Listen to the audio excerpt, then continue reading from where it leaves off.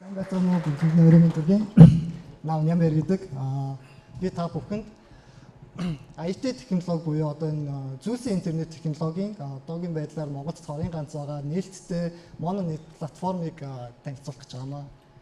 За 2G, 3G, 4G гэдэг үг та бүхэнд их тань сонсогдож байгаа гэж бодож байна. Миний хувьд харилцаа холбооны салбарт 18 жил ажиллахдаа яг 1G-ээс 5G технологиудыг нэвтрүүлэхэд гар бие оролцсон инженер хүн байж байгаа. Тэнгүүд одоо хэрэглэгчийн тоон аль хэзээний нэг бодит хүнийхээ тооноос давчсан яг энэ салбарын хувьд IT технологийн шинээр ингээд 30 тэрбум холболтыг шинээр бий болгох гэж байгаа бол хиймэл дагуулын сүлжээ нь өөрөө хамар хүрээнээр хил хязгааргүй болгож яг энэ технологид шинээр ингээд давлгаа үзэж хоёр технологи байж байгаа. За тэгээд яагаад чухам IT технологи юм бэ гэхээр аж үйлдвэрлэлийн хувьсгал гэдэг үг бас биднэрт их танил тэрнээ яг амьдралд нь хэр ойрхон байна вэ гэхээр нэг ойрхон байдаггүй үг байгаад байгаа. Тэгвэл IT технологи нь өөрөө яг энэ аж үйлдвэрлэлийн хувьсгалыг амьдралд ингээд бодиттой болгож буулгаж ирэхэд чухал шаардлагатай нэг орцсон гэж байгаа. За энд нэг памперсны зураг гэж та бүхэн харж байгаа. Одоо энэ бол барууны өндөр хөгжлийн орнуудын эмнэлгүүдэд нэвтрээд эхэлчихсэн одоо хөнгөчлөх эмчилгээ шаардлагатай байгаа. Тэр хүнд өвчтнүүдийн өмнөөс одоо нам солих цаг болчихлоо шүү гэдэг ингээд хэлж өгдөг ухаалаг памперс гэж байна.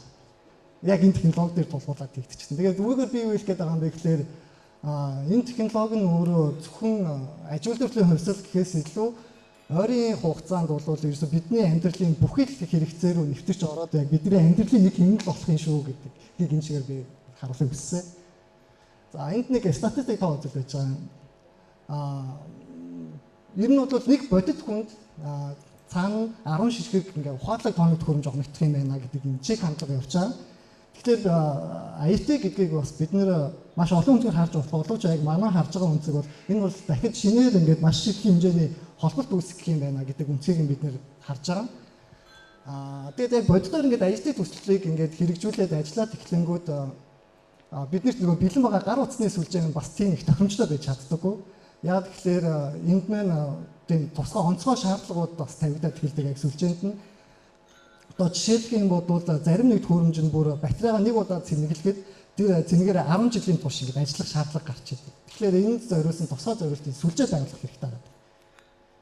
За тэгээ манай баг бол одоо энэ технологийн хөгжүүлэлтэн дээр сүүлийн 2 жил бол ингэж ажиллаж байна.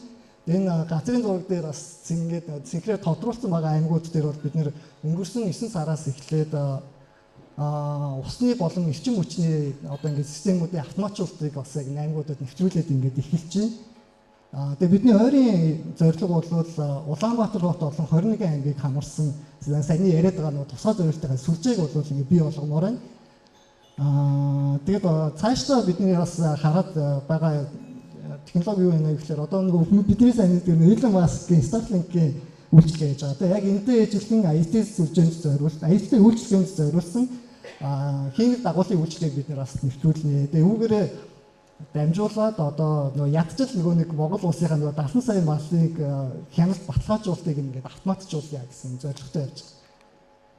За тэгээд яг IT төслийг ингээд хийх болонгууд одоо энэ чинь нөгөө технологийн төсөл явж байгаа учраас биднэрт яг тухайн асуудлыг шийдэхэд шаардлагатай тоног төхөөрөмж тэгээд тэр мэдээллийг цуглуулах сүлжээ тэгээд боловсруулах сервер тэгээд тухайн үйлчлэг гэсэн юм дөрвөн иж бүрдэл шаардлагатай болоод байна. Энэчнээс яг одоо энэ мэдээлэл цуглуулах гэдэг сүлжээ нь өөрөө яг одоо бидний мэдгээр мягны автозам гэж ярьдаг шиг яг үндсэн суур дэд бүтцэн байгаа даа. Тэгэхээр бид нэр яг энэ суур дэд бүтцийг нь шийдээд өгчлээд яг энэ салбарт бас баш хүний бүхэл хэрэгцээ рүү орж олно гэж хэлсэн. Тэгэхээр бид нар дангаараа хийж чадахгүй хөгжүүлэлтийг хийж байгаа маш олон багууд байгууллагууд байж байна. Эднэрт толгойд байгаа гол үндсэн асуудлыг бидэнд шийдээд өгч байгаа. Тэгэхээр мэдээж яг гол үндсэн асуудлыг шийдээд өгч байгаа юм чинь энэ дээрээ бид нар яг нөгөө өөр холбооны операторуудтай ижилхэн зарчмаар бас өөрсдөө бас өгөөжийн хүртээд явъя гэсэн зорилготойгоо.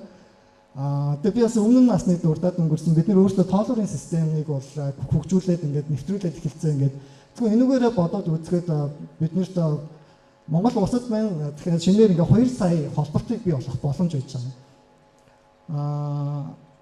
Тэгвэл яг тэгээд энэ зөвхөн тоолрын систем дээр бид нэр бас санхүүгийн тооцооллуудыг хийгээд үзэхээр яг энэ системийн зардлыг бүтэн дагаад ингээд ашигтай ажиллаад авах боломжтой харагдаад байна. За Тэгэхээр яг энэ мононет төсөл маань эцэст нь хэлэхэд бол ямар ч алийн эзэний гараанаасаа ингээд гараад ингээд хөдлөөд хэлсэн эхнийхээ хэрэглэгчдийг бас ингээд олчихсон.